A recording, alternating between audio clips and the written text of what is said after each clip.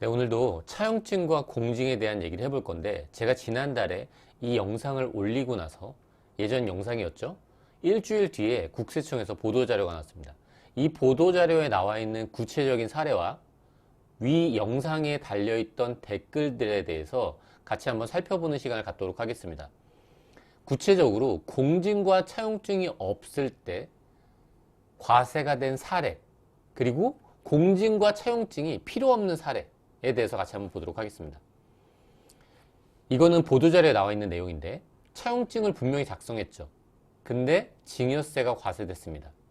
왜 그랬을까요? 신고소득이 미미한 자녀가 이자도 지급하지 않은 거예요. 이건 뭐 피할 수가 없겠죠. 가끔 전세도 문제가 되냐 이렇게 물어보시는 분들이 있는데, 당연히 문제가 되죠. 최근에 자금 조달 계획서를 제출하니까 이와 관련된 문제만 생기는 줄 아시는데, 전세도 아주 오래전부터 자금 출처 조사의 대상이 되고 있었죠. 그러면 차용증을 작성한 다음에 이자를 지급하면 그럼 괜찮을까? 이것도 보도자료에 나온 사례인데요. 이분이 어떤 분이냐? 신고소득이 부족한 그런 분이에요. 근데 차용증을 작성하고 이자를 지급했죠. 앞으로 이자 지급할 능력은 있다고 볼 거예요, 아마. 전문 자격사니까. 그럼 왜 과세가 됐을까요? 차용증과 이자를 분명히 제시했는데, 지급 내역까지. 알고 보니까 이분, 돈을 빌려준 이분 있잖아요. 이분이 오촌 관계였던 거예요. 친인척한테 돈을 빌리고 차용증을 작성하고 이자를 지급했죠. 괜찮을까요? 뭐 가능성은 있겠죠. 이분이 그럴 능력이 있다면, 나한테 돈을 줄 능력이 있는 거예요. 뭐 나한테 한 9억 정도 주는 거는 어렵지 않은 분일 수도 있겠죠. 근데 이분이 나한테 9억을 줄 수 있는 능력이 있는 것까지는 좋은데, 그럼 나한테 9억을 줬다면 재산 규모가 감소해야 되겠네요. 9억만큼. 합리적으로 재산이 줄어들어야 되겠죠. 국세청에서 보이는 그런 금액들이. 국세청은 누군가의 재산 흐름의 변화를 파악할 수 있잖아요. 그 부분도 주의하셔야 되겠죠. 이렇게 누군가가 나한테 돈을 빌려줄 수 있는 능력치도 중요하지만 재산 흐름의 변화도 중요하다는 거죠. 아마 부친의 재산 흐름이 변화했을 거예요. 이분의 재산 흐름은 변화되지 않고. 뭐 그러지 않았을까요? 그러면 충분히 자금 거래 내역을 요청할 수 있겠죠. 근데 왜 하필 이 경우에는 오촌 인척이었을까요? 상증세법에는요, 특수관계의 범위를 규정하고 있거든요. 나랑 누구가 특수관계인지 아닌지, 이걸 판단하는 지표 중에 하나가 국세기본법을 따르라고 하고 있네요. 물론 전부 이런 건 아닙니다. 그 중에 하나만 보여드리는 거예요. 6촌 이내 혈족, 4촌 이내 인척이래요. 아까 그 경우 뭐였죠? 5촌인데 인척관계인 거예요. 그러면 상증세법상 특수관계는 아니네요. 그럼 상증세법에서 특수관계인과 나와 어떤 제약이 있죠? 물론 많은 제약이 있는데, 이 차용과 관련돼서 가장 큰 거는 특수관계인은 이 4.6%라는 그 규정이 좀 더 타이트하게 적용되겠죠. 네, 어쨌든 고민을 많이 하시고 5촌 인척을 통해서 차입을 하고 이자까지 지급했지만 적발된 사례였죠.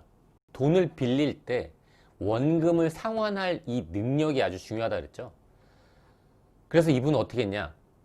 아버지께 돈을 빌렸는데, 그리고 아파트를 샀는데 은행한테도 돈을 빌렸네요.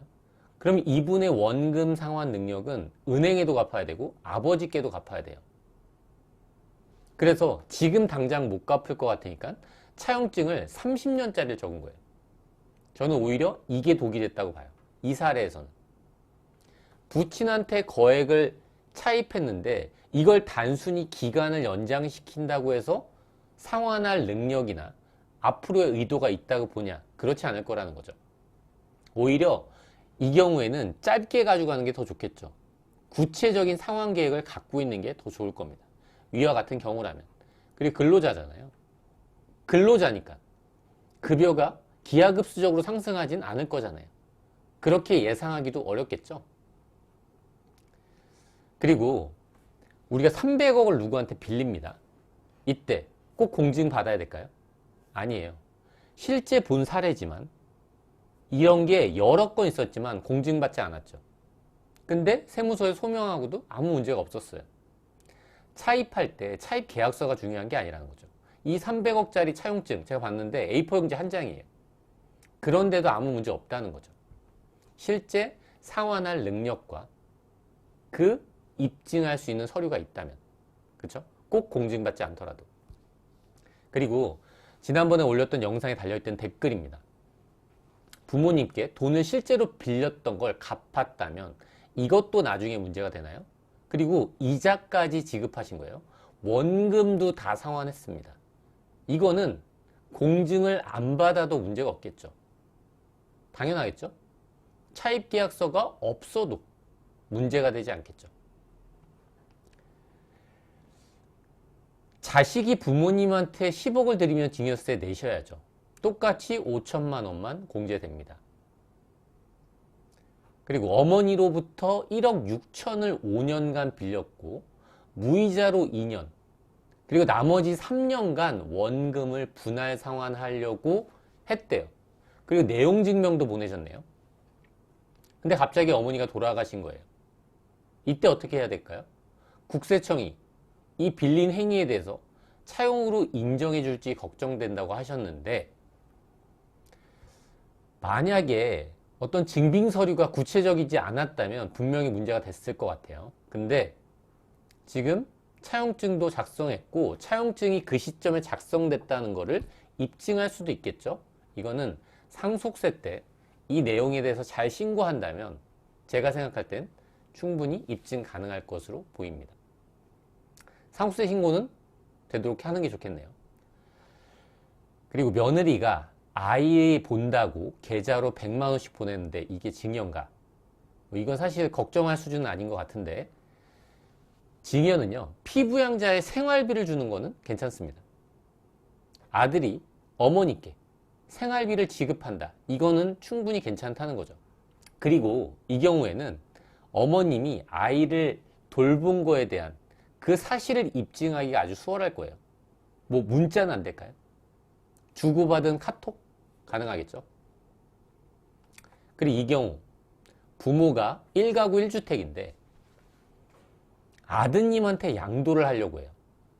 근데 아들이 돈이 모자르죠. 능력은 충분하대요. 대기업에 근무하고 원금을 상환할, 이자를 지급할 능력은 충분하다는 거죠. 이때 이 거래에 대해서 이자율을 설정하고 그리고 차용증을 작성한다면 이건 괜찮을까?